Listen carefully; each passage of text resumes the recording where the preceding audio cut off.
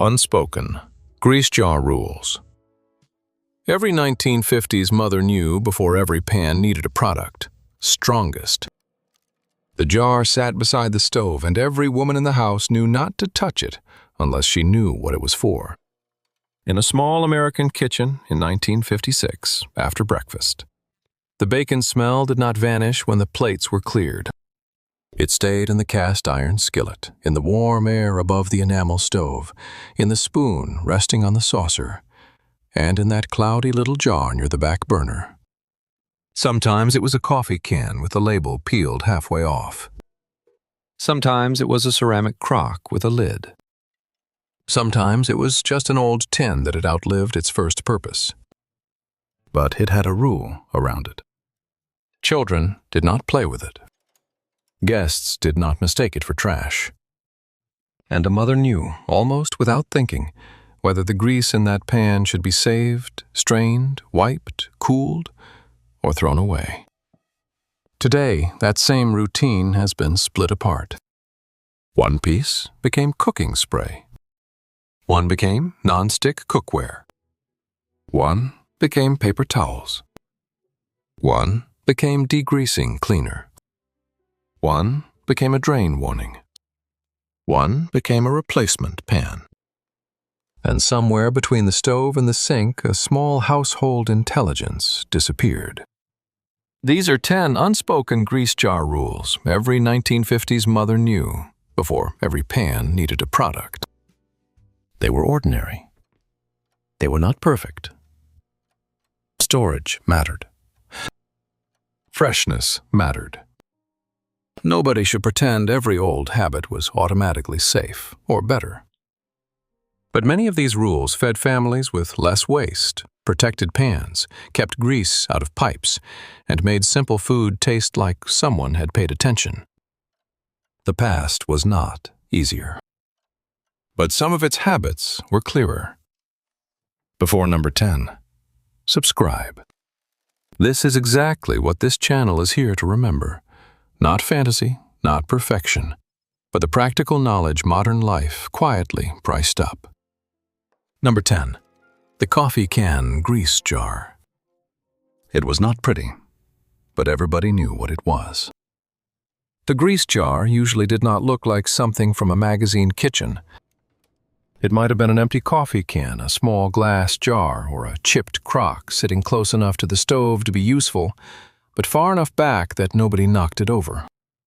After breakfast, a mother would tilt the skillet carefully, watch the warm drippings slide toward one side, and decide what deserved saving. That was the first rule. Fat was not automatically trash. In many 1950s kitchens, the weekly food budget did not have room for throwing away every usable spoonful. Bacon drippings could season potatoes, beans, greens, or cornbread. The jar made that possibility visible. It turned a leftover into a decision. The mechanism was simple but powerful. When a useful material has a dedicated place, the household treats it differently. A jar beside the stove created a pause. It said, "Do not wipe this away yet. Look first. Decide first." Modern kitchens often replaced that pause with categories: bottled oils, cooking sprays, disposable grease containers, paper towels, and specialty fats for every purpose. The cooking spray market alone is now often estimated in the billions globally. The old jar had no label, no fragrance, no barcode, and no refill plan. That was its commercial weakness. The jar was not decoration. It was discipline. Number 9. The strainer rule. He did not save dirty grease. She cleaned it first. The old grease jar had a reputation for being casual, but in a careful kitchen it had rules.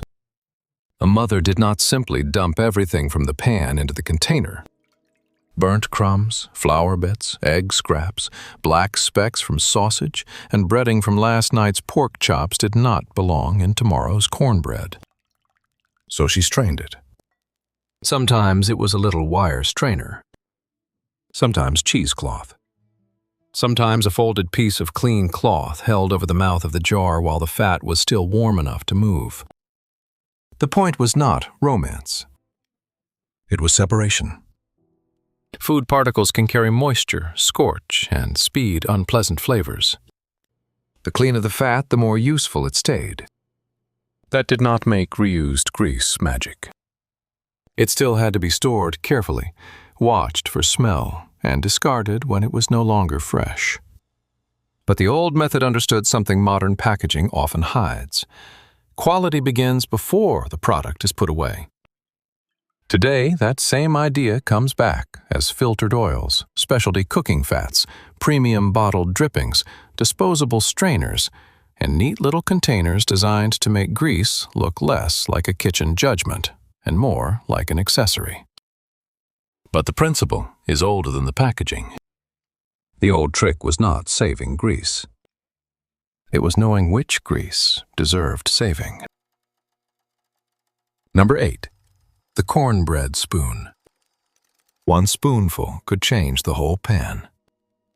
In a mid-century kitchen, the grease jar was not just about thrift. It was about taste.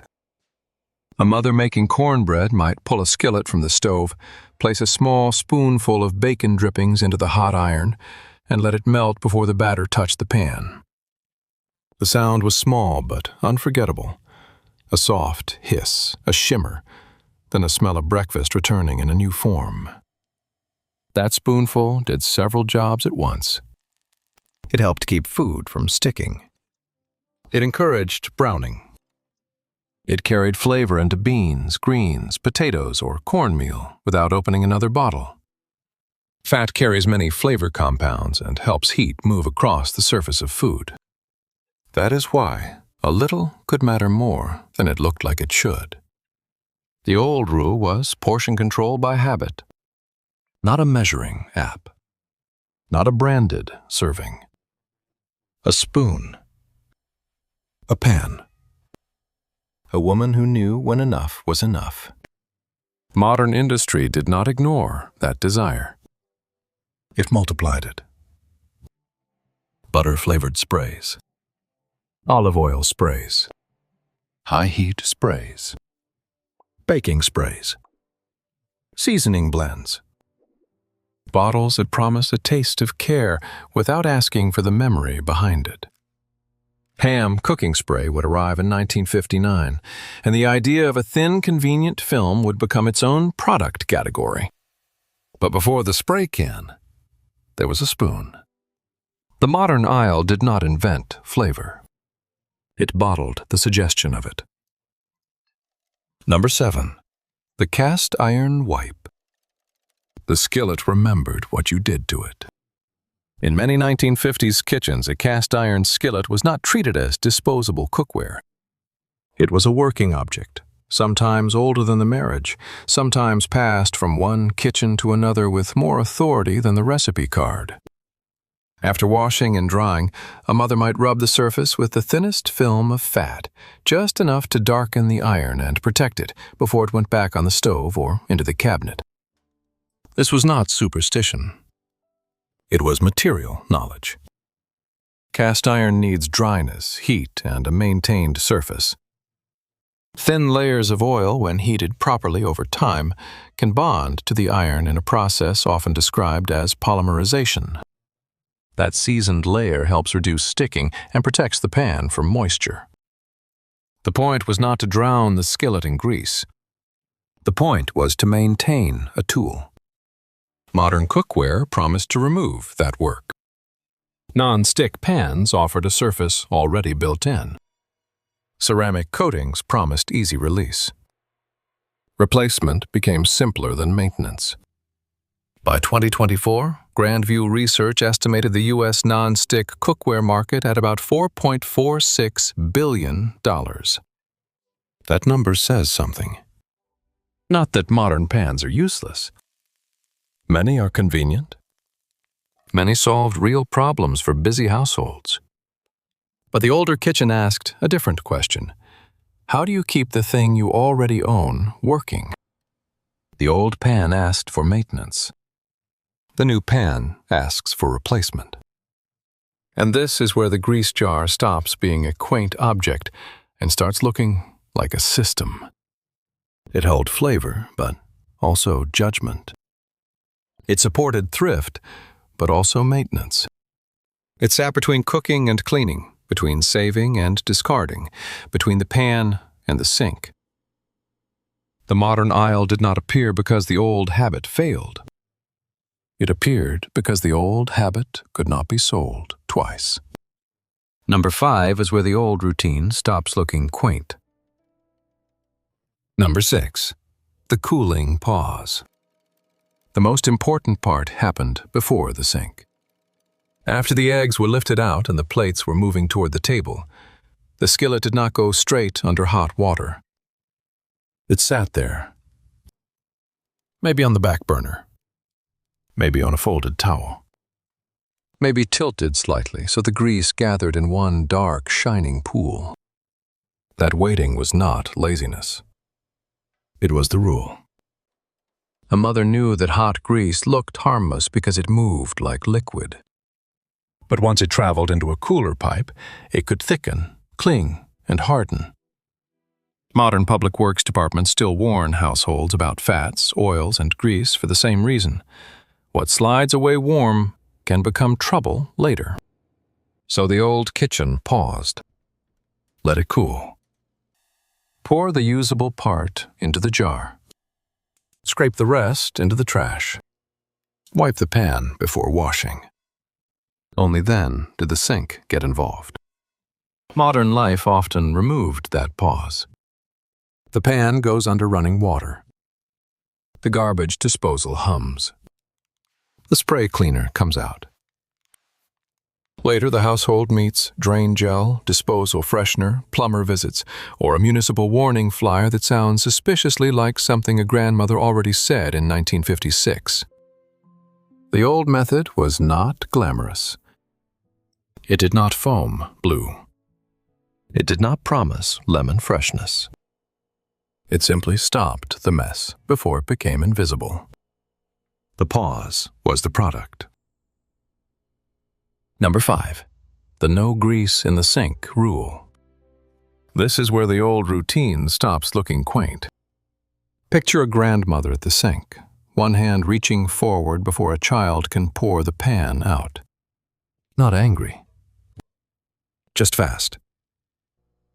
The kind of correction that came from seeing the same mistake once and deciding it would not happen twice. Not down the sink. That was the whole sentence. The rule was practical, not poetic. Fats, oils, and grease can build up in drains and sewer lines. They mix with other debris, cool along pipe walls, and help create clogs that are much harder to remove than they were to prevent. The U.S. Environmental Protection Agency and many local utilities still give the same basic household advice. Keep grease out of drains. The 1950s kitchen did it without calling it environmental management.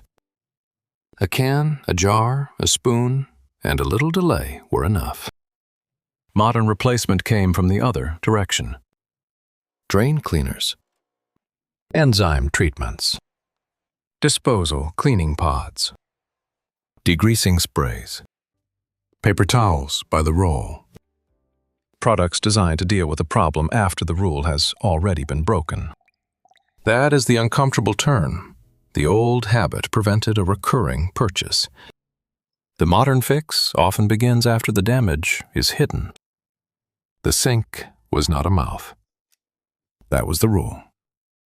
By now, the grease jar has changed shape. It is no longer only a memory beside the stove. It is a boundary. It tells the cook that not everything belongs in the trash, not everything belongs in the pan, yet not everything belongs in the drain. It holds the kitchen still for one extra second before convenience takes over.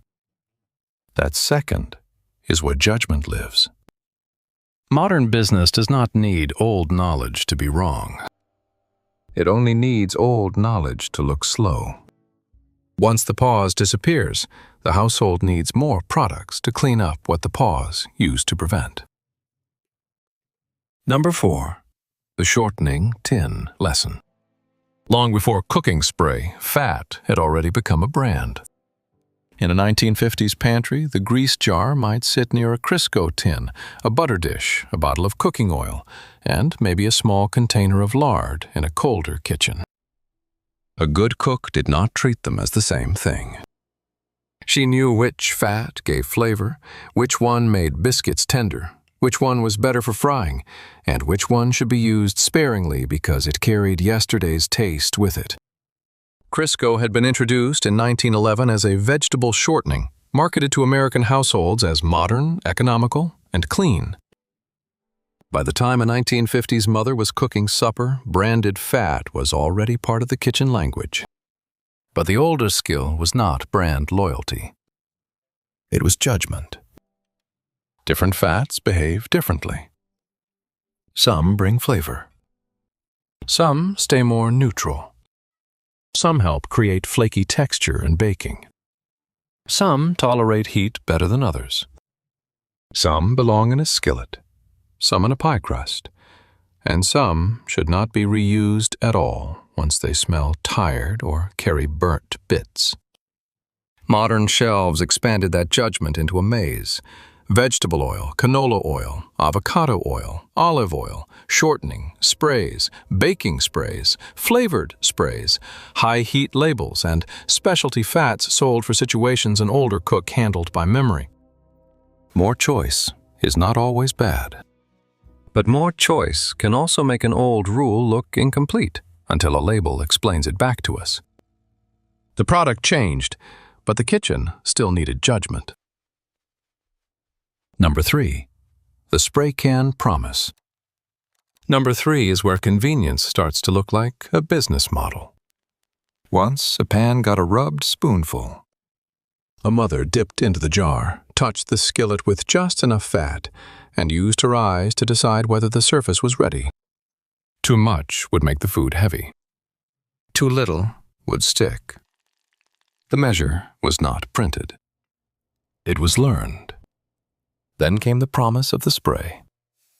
Pam cooking spray was introduced in 1959, right at the edge of the old kitchen and the convenience age. Its genius was not that oil suddenly worked. Oil already worked.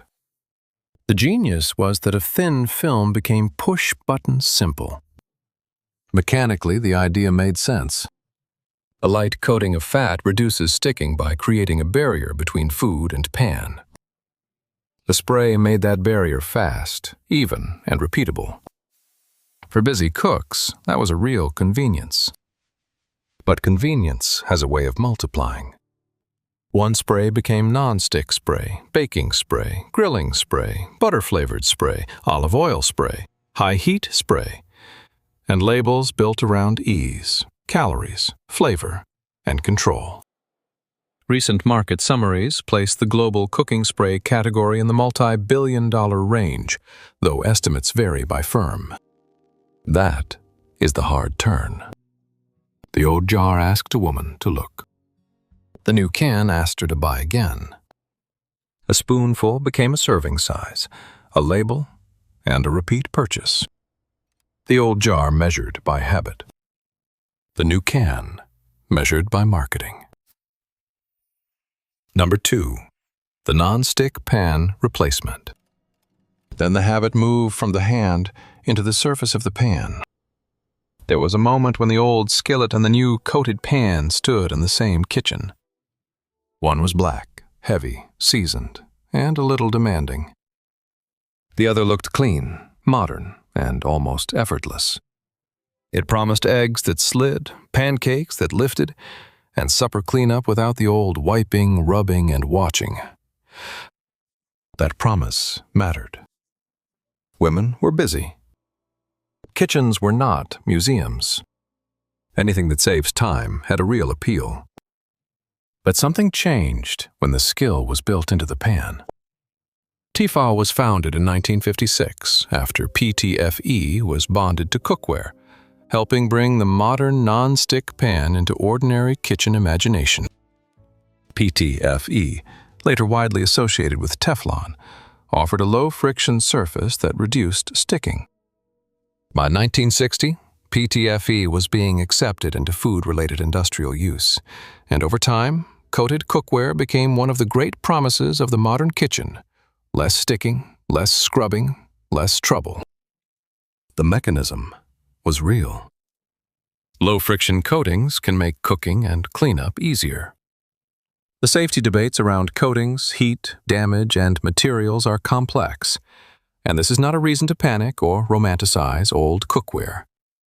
It is simply the point where a household habit became a manufactured surface.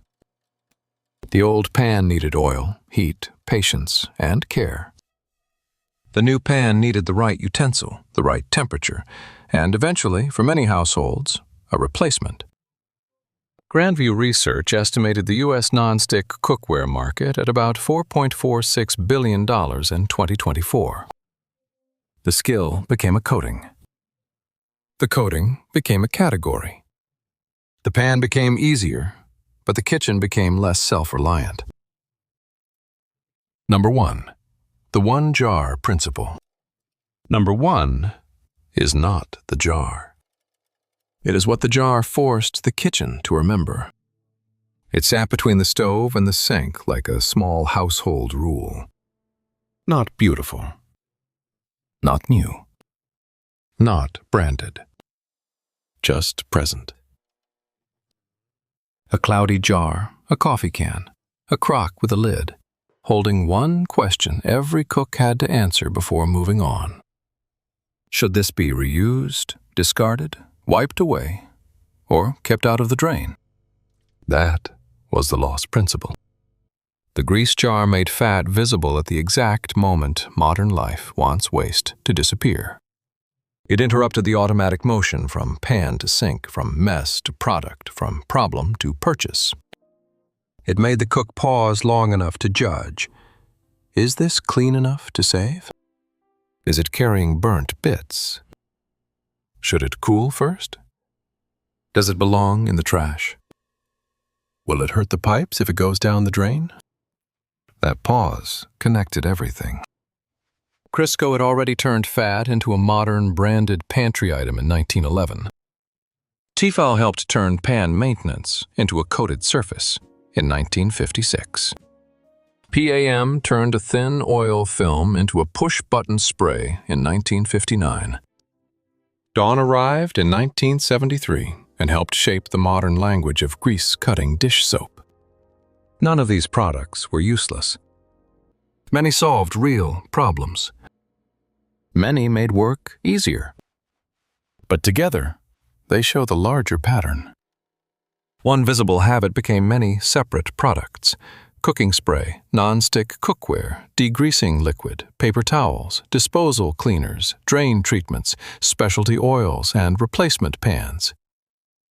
Add the multi-billion-dollar cooking spray category to the multi-billion-dollar non-stick cookware market, and the scale of the change becomes hard to ignore.